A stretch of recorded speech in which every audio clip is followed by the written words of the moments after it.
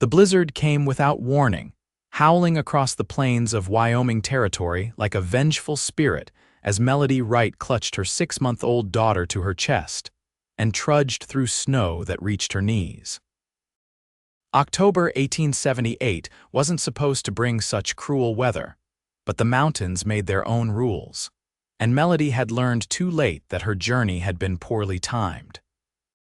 "Just a little further, Abigail," she whispered to the infant who had stopped crying an hour ago, a silence more terrifying than her previous wails. Melody's thin shawl did little against the biting cold, but she'd wrapped her daughter in every scrap of clothing she possessed, leaving herself vulnerable to the elements. Her husband's grave was 3 days behind her, tuberculosis having claimed him with cruel efficiency, leaving her with nothing but a baby, a wedding ring, and the clothes on her back. The mining town where they'd tried to make their fortune had no place for a widow, and the foreman's wandering hands had made that abundantly clear. Melody stumbled, her vision blurring as she fell to her knees. The snow had soaked through her dress hours ago, and she could no longer feel her feet. Abigail made no sound, and terror gripped Melody's heart as she fumbled with numb fingers to check that her daughter still breathed. "Please, God," she prayed, tears freezing on her cheeks as she felt the shallow rise and fall of her baby's chest. "Don't take her too." The shadow that fell across her seemed at first like death itself, looming large against the blinding white. But death didn't ride a chestnut stallion, nor did it wear a battered Stetson pulled low against the driving snow. "Madam," the voice cut through the howling wind. "Madam, you can't stay out here." Melody could barely lift her head, her strength all but gone. "My baby," she managed, her voice a rasp. "Please help my baby." Yates Lawson had seen his share of tragedy in his 30 years. The war had claimed his father and brother, and the frontier had tried its best to claim him. But nothing had prepared him for the sight of a young woman, no more than 20 by his reckoning, collapsed in the snow with an infant clutched to her breast. He dismounted in one fluid motion, kneeling beside her. "How long you been out here?" he asked, already shrugging out of his heavy sheepskin coat. "Since morning," she whispered. "Got lost. Storm came."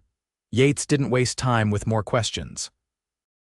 The baby was unnaturally quiet, her lips tinged blue. "She ain't eaten, has she?" he asked, wrapping his coat around both mother and child. Melody shook her head weakly.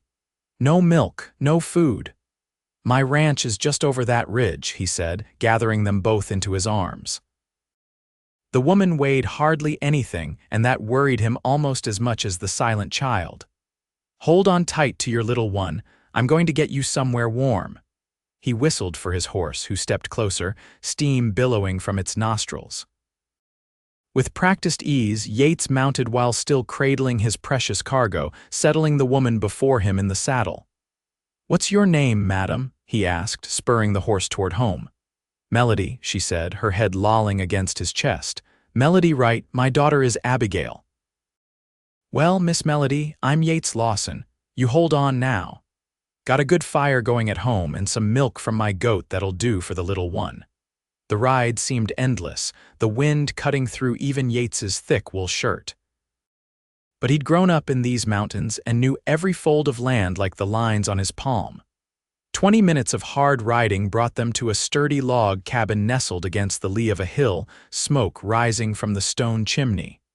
"Here we are," he said, dismounting carefully. Melody had fallen silent, and for a moment, fear seized him that he'd been too late.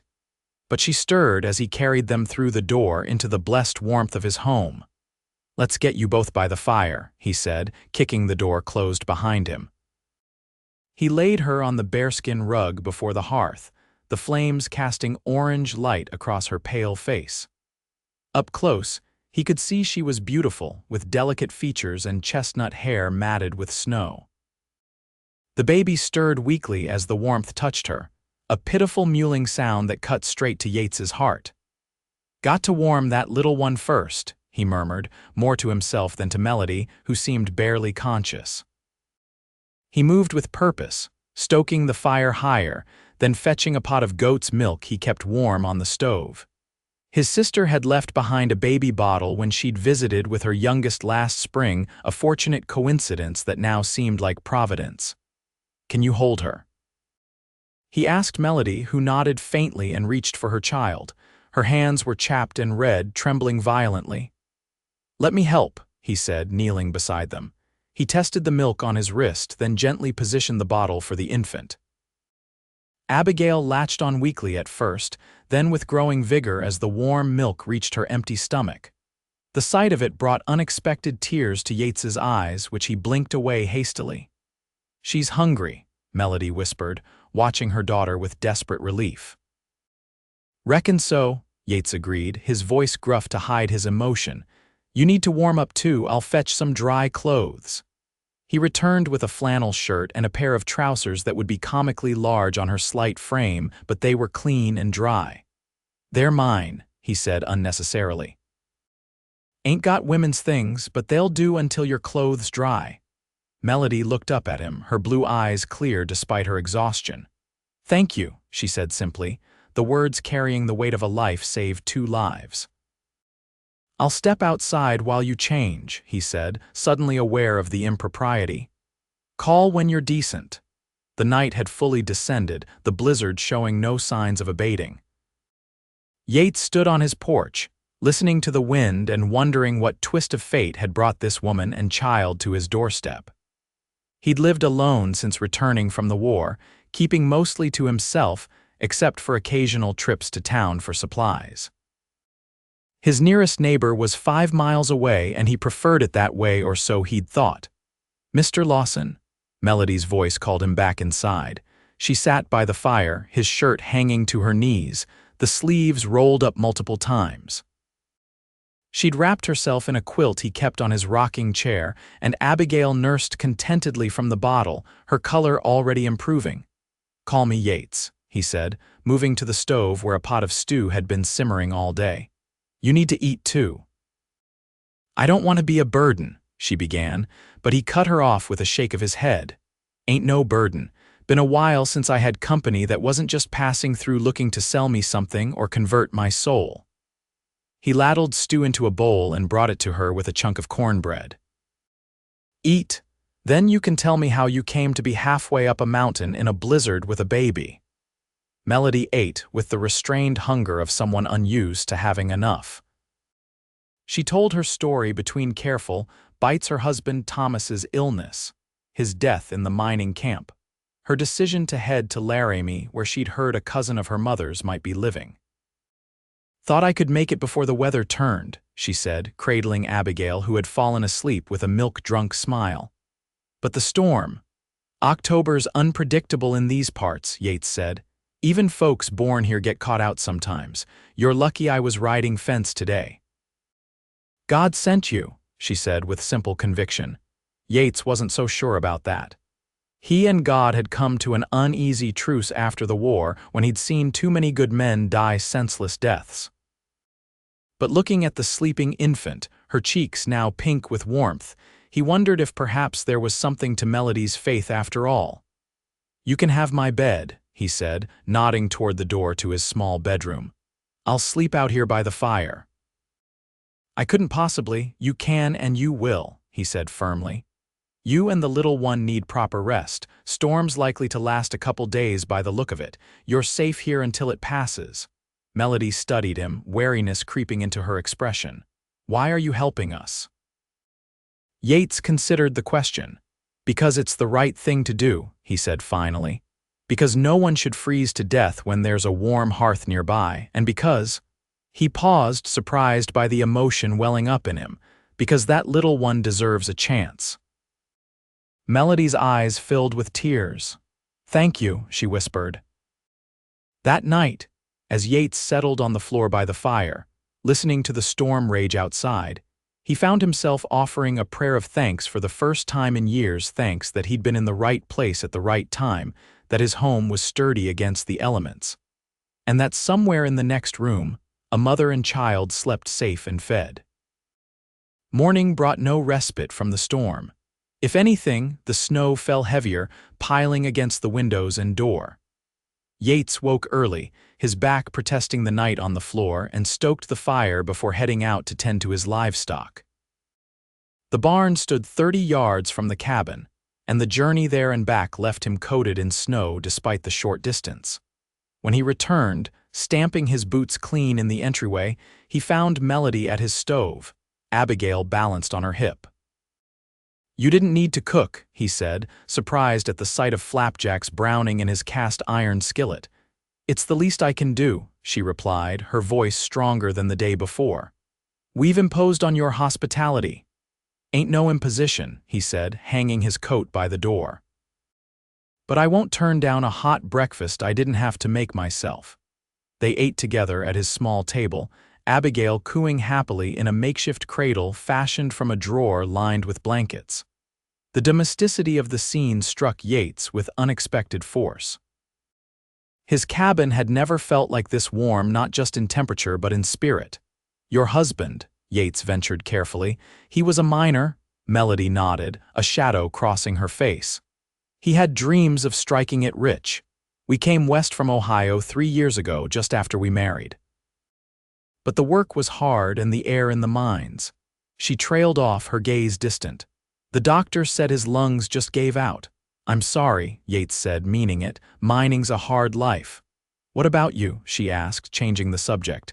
"Have you always been a rancher?" Yates shook his head. "Grew up in Virginia. Fought for the Union when the war came. After, there wasn't much left of our farm, so I headed west. Worked cattle drives for a few years, saved up enough to buy this place 5 years back." "It's a fine home," Melody said, looking around at the simple but sturdy cabin. "It's shelter," Yates replied with a shrug. "Never really thought of it as a home, just a place to lay my head." "A home is more than walls and a roof," Melody said softly. "It's a feeling, safety, belonging." Their eyes met across the table, and something passed between them, an understanding, perhaps, or the first tentative thread of connection. The storm lasted 3 days, during which time they fell into an unexpected rhythm. Melody took over the cooking, revealing a talent that made Yates's simple fare seem bland by comparison. Even with limited supplies, she created meals that reminded him of his mother's cooking, food made with care rather than mere necessity.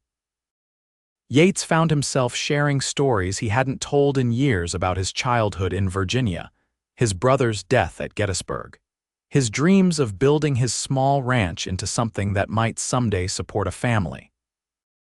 In turn, Melody spoke of her life before the West, claimed her dreams, her school teaching in Ohio, her love of books, her hope that Abigail might someday have opportunities she herself had never known. On the third evening, as they sat before the fire, Abigail asleep in her drawer cradle, Yates broached the subject they'd both been avoiding. "Storm's breaking," he said, nodding toward the window where the howling wind had finally subsided. "Roads should be passable in a day or two." Melody's hands stilled in her lap. "Yes, I suppose they will be. You still set on Laramie?" he asked, trying to keep his voice neutral. "I don't know," she admitted. "I don't even know if my mother's cousin is still there. It was just somewhere to go."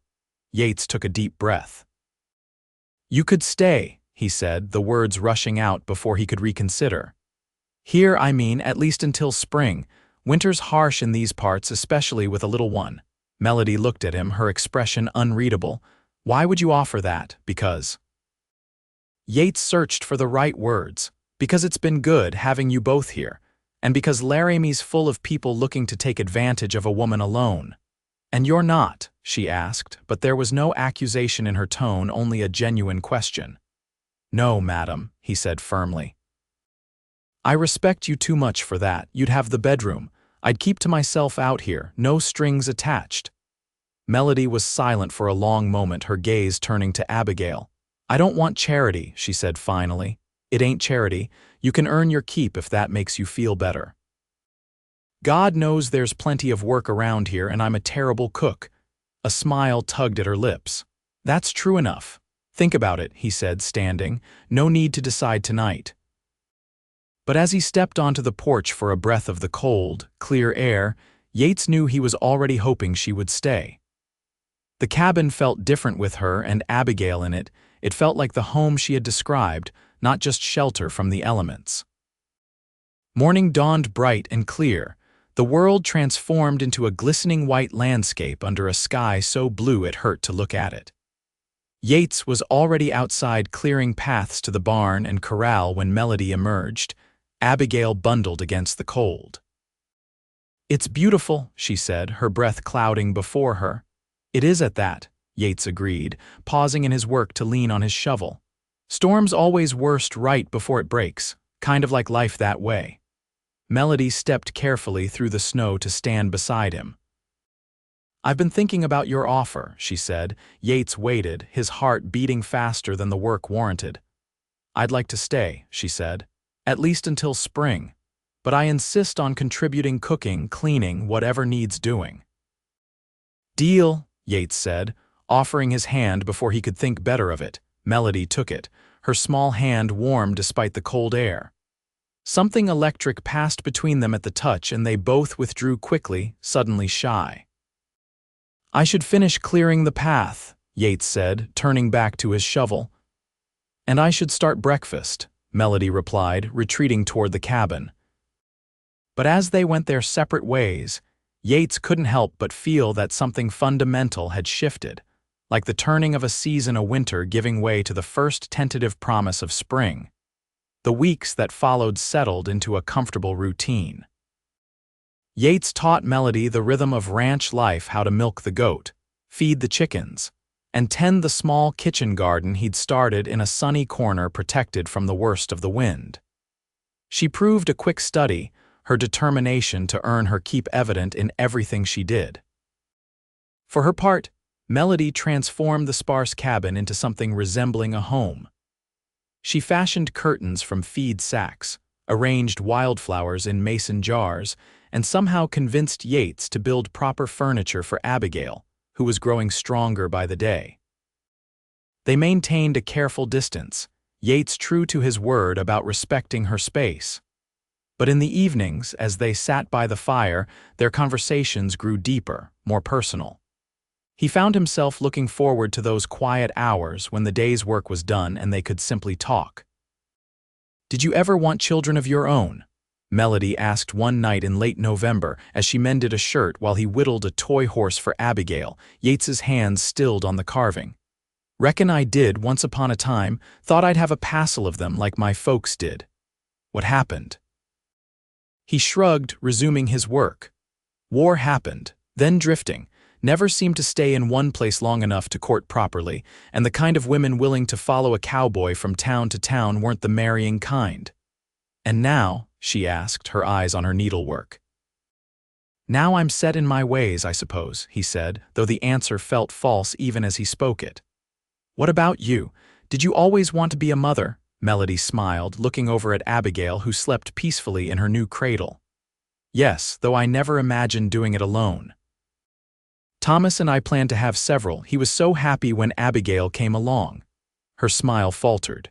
"He only had 3 months with her before he fell ill. He'd be proud," Yates said. "She's a fine girl, strong like her mother." Melody's eyes met his, gratitude shining in them. "Thank you for saying that." The moment stretched between them, laden with unspoken feelings, until Yates cleared his throat and returned to his carving. As December arrived, bringing with it the prospect of Christmas, Yates found himself riding into town more frequently, returning with small surprises: ribbon for Melody's hair, a warm blanket for Abigail, ingredients for special holiday treats that Melody had mentioned missing. "You don't need to bring gifts every time you go to town," Melody protested after one such trip, though her delight in the peppermint sticks he'd brought was obvious. "Ain't gifts," Yates insisted. "Just necessities I forgot last time," but they both knew it was more than that. Something was growing between them, tender and uncertain as the first shoots of spring wheat. Neither dared name it, but it was there in the way their hands sometimes brushed when passing the coffee pot, in the way Yates's gaze lingered when he thought Melody wasn't looking, in the way she sang softly in the mornings, her voice carrying across the ranch like a blessing. Christmas Eve brought heavy snow again, but this time they were well prepared, the cabin stocked with supplies and warm with the scent of pine boughs Yates had dragged in to decorate the mantel. After a special supper of venison roast and dried apple pie, they exchanged simple gifts by firelight. Melody presented Yates with a new scarf she'd knitted from wool she'd carefully unraveled from an old sweater and re-dyed using berries she'd preserved in the fall. "So you'll stay warm on your rides," she said as he wrapped it around his neck, his fingers tracing the intricate pattern. "It's the finest thing I own," he said honestly. For Melody, Yates had saved his most special find, a book of poetry he'd discovered in the mercantile's back room, dusty and forgotten. "The shopkeeper said it came in a crate from back east 5 years ago. Nobody around here much for poetry, I guess." Melody's eyes widened as she opened the leather-bound volume. "Wordsworth," she breathed. "Oh, Yates, it's wonderful. I haven't read poetry since." She trailed off, running her fingers over the gilt-edged pages. "Would you read some?" he asked. "Out loud, I mean." "I never had much schooling, but I like the sound of it." Melody hesitated only a moment before opening to a page marked with a red ribbon. "My heart leaps up when I behold," she began, her voice clear and sweet in the quiet cabin. "A rainbow in the sky, so was it when my life began, so is it now I am a man." Yates watched her as she read, the firelight catching the auburn highlights in her hair, her face animated with the pleasure of the words. In that moment, he knew with absolute certainty that he was in love with her, had been, perhaps, since that first night when she'd looked up at him from the snow with such trust and gratitude. The realization should have frightened him. Instead, it filled him with a sense of rightness, as if he'd finally discovered something he'd been searching for without knowing. "That was beautiful," he said when she finished, his voice rough with emotion. "Thank you for the book," she said, clutching it to her chest. "It's perfect." Their eyes met, and for a moment Yates thought he might lean forward, might close the distance between them. But Abigail chose that moment to stir in her cradle, breaking the spell. "I should put her down properly," Melody said, rising quickly. "Of course," Yates nodded, watching her retreat to the bedroom that had become theirs in his mind, though he still slept by the fire. Later, lying on his bedroll and listening to the soft sounds of Melody singing Abigail to sleep, Yates wondered if he was a fool to hope for more. She was still grieving her husband, still finding her way in a harsh world. The last thing she needed was a rough cowboy with calloused hands and limited prospects declaring his love. But as he drifted towards sleep, he made a quiet promise to himself that come spring, when the roads were clear and she had a real choice about staying or going, he would speak his heart. Until then, he would be what she needed him to be: a friend, a protector, a partner in the daily work of survival. Winter deepened, bringing January storms that kept them close to home for days at a time.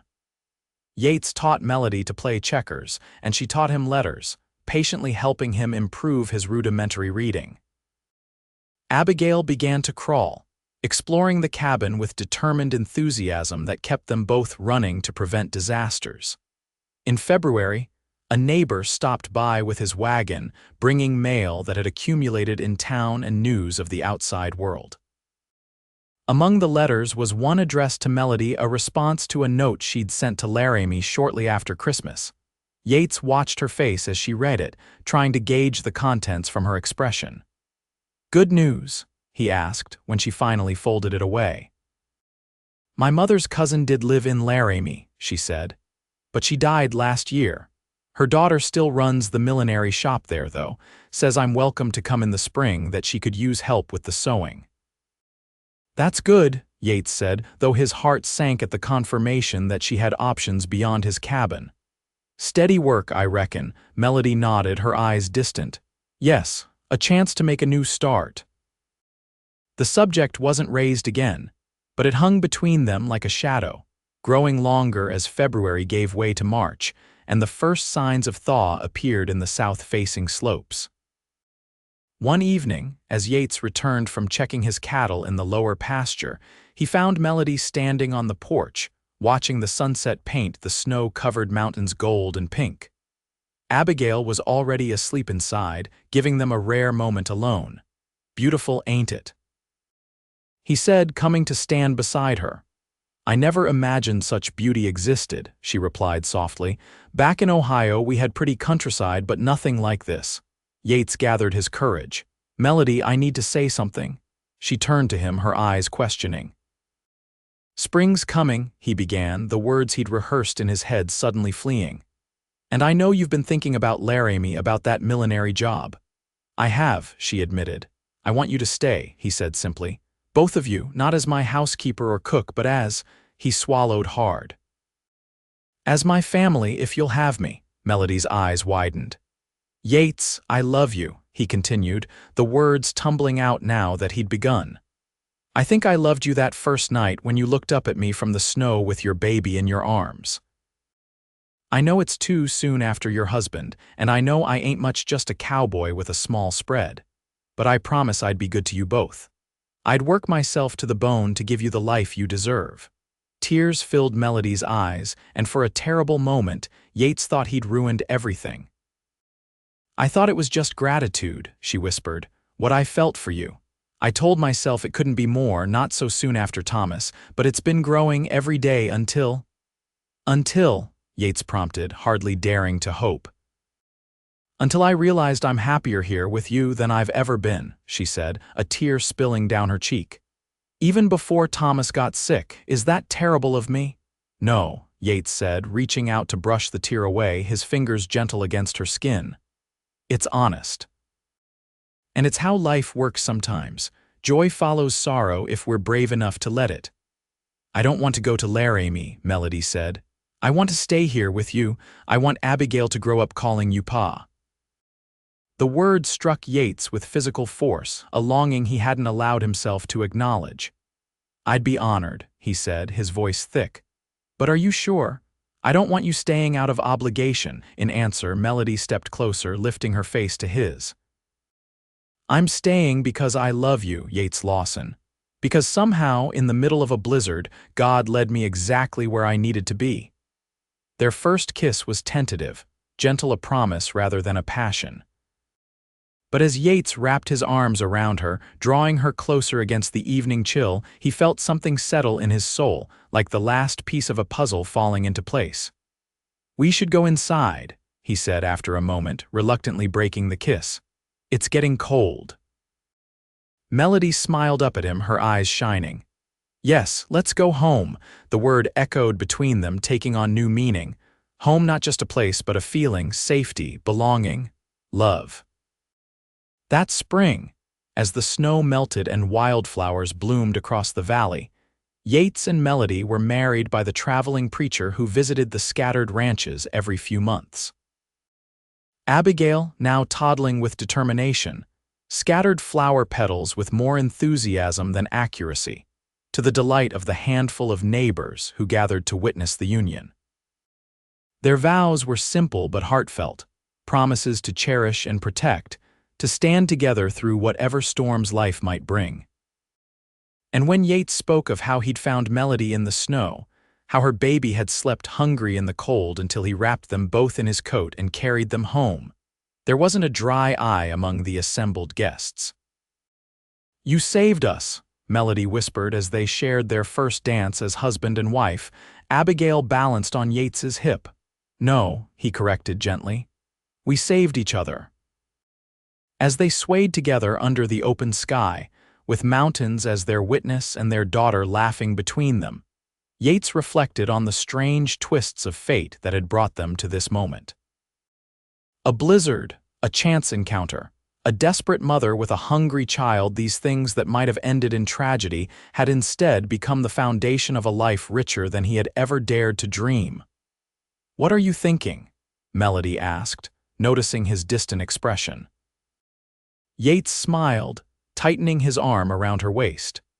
"I'm thinking that sometimes the greatest journeys start with a single act of kindness, and I'm thinking that I'm the luckiest man in Wyoming Territory."